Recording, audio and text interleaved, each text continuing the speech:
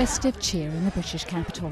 Like in many places around the world, Londoners like to welcome in the new year with a drink or two. But sometimes that drink or two turns into a few too many and things can get out of hand. That's when London's ambulance service springs into action. The member of public's made a phone call to say that there's a 21-year-old female lying on the floor just by London Bridge railway station. So we've got to get down there and have a little look, make sure she's okay, and if she is drunk we'll bring her back to the recovery centre.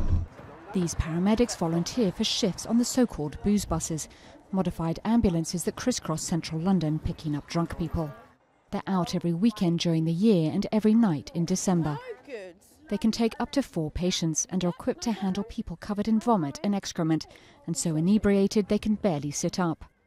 People just don't realise, and it's especially when you're in clubs and things and you're drinking all the time, and then you go out in the fresh air and it suddenly hits you and you realise you've had that one too many, but there's nothing you can do about it once you've had it. But there's also, careful sweetie, I'll just put my seatbelt on. There seems to be a culture where it's cool. We pick up a lot of people that their friends take pictures of them and they think it's really funny that they've had to go in an ambulance because they're that drunk. Stand up, Wolf. In the peak party season in December, the ambulance service also set up recovery centres around the city where people can dry out, taking pressure off hospitals' accident and emergency wards.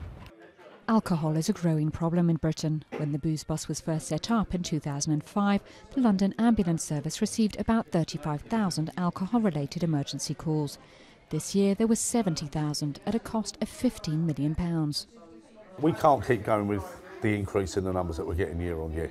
It's just ridiculous. So something's got to happen.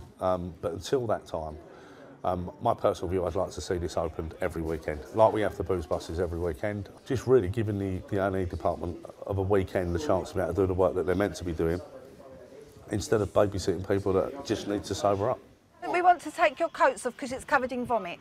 Another sobering statistic, the ambulance service received an average 10 calls every minute on New Year's Eve, 255% more than on a normal night, making the ultimate party night the paramedics' busiest time of the year.